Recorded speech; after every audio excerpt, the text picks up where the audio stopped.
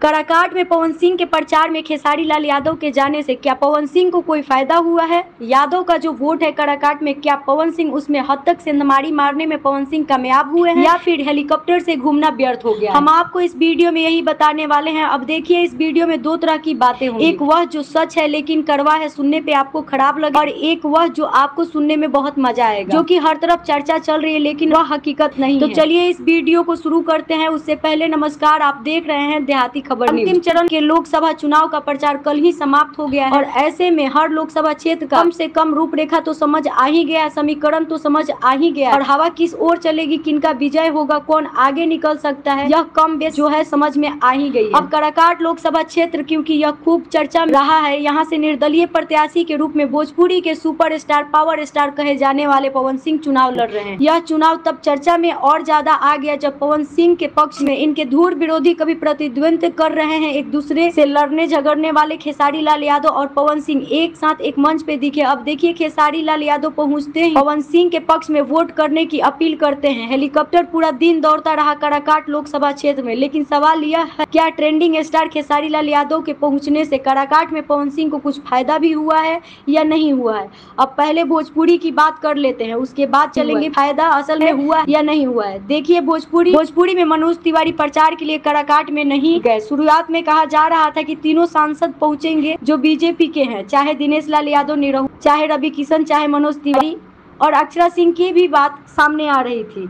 लेकिन देखा यह गया है कि भोजपुरी इंडस्ट्रीज में इस वक्त खूब एकता बनी हुई है और काराकाट दूर दूर तक जो है बीजेपी के प्रचार में ना मनोज तिवारी दिखे, ना रवि किशन दिखे, ना दिनेश लाल यादव उर्फ निरहुआ दिखे, ना ही भोजपुरी का कोई कलाकार दिखा। तो एक तरीके से भोजपुरी की एकता तो काराकाट में दिखी, लेकिन क्या इस एकता से पवन सिंह को कुछ फायदा हुआ? मनोज तिवारी ने तो यहाँ तक कह दिया मीडिया में कि हम काराकाट पवन सिंह के खिलाफ प्रचार करने नहीं जाएंगे। अब आ जाते हैं तस्वीर पे, देखिए हेलीकॉप्टर में दोनों पावर स्टार और ट्रेंडिंग स्टार जो है दिन भर प्रचार करते रहे, अलग अलग जनसभा को संबोधित करते रहे और खेसारी लाल यादव कुल के अपने बड़े भाई पवन सिंह के लिए जो है वोट मांगते हैं और कहते हैं कि जैसे ही आप पवन सिंह के लिए वोट दबाइए, हम भी आ जाएंगे और फिर मिलकर टेंगे टेंगे करेंगे।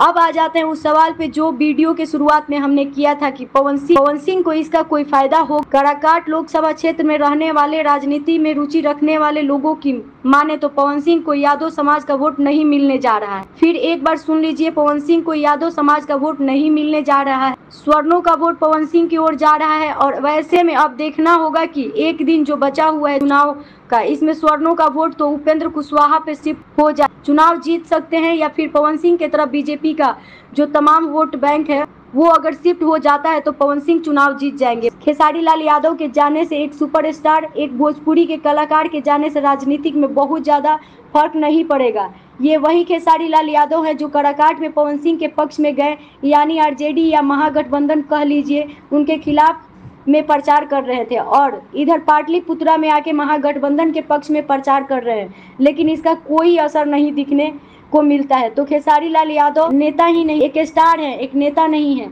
और इनके कहीं पे पहुंचने से बहुत ज्यादा वोट शिफ्टिंग जो है वो नहीं दिखा जाता है, क्योंकि पाटलिपुत्रा में उसी महागठबंधन यानी मीसा भारती के पक्ष में खेसारी लाल यादव आते हैं, वही खेसारी लाल यादव काराकाट उसी महागठबंधन के खिलाफ में जा करके प्रचार करते हैं। ये कहीं न कहीं लोगों को यह बात समझ में आता है कि यह कलाकार है और अपने कलाकारी के लिए, कहीं पैसे के लिए, कहीं संबंध के लिए ये लोग जाते हैं और प्रचार करते हैं और इससे वोट देने वाले लोगों की जेहन में कोई भी परिवर्तन नहीं आता। इससे वोट देने वाले के जेहन में कोई परिवर्तन नहीं आता है और वोट देने वाले एक माइंड किए होते हैं और उसी के अनुसार वोट देते हैं। तो फिलहाल जो है इस वीडियो को सेव कर लीजिए और चुनाव का परिणाम आएगा उस वक्त हमसे जो सवाल कीजिएगा हमने क्या कहा था और क्या कुछ हुआ है। बाकी काराकाट लोकसभा क्षेत्र का समीकरण यही है। पवन सिंह को ढेर सारी शुभकामनाएं। हम भी चाहते हैं कि भैया चुनाव जीते, लेकिन उपेंद्र कुशवाहा भी अच्छे कैंडिडेट है, जनता जिसको चाहेगी उसको वोट देगी, लेकिन यह अंत का एक दिन जो है वो काराकाट में भी अच्छी भूमिका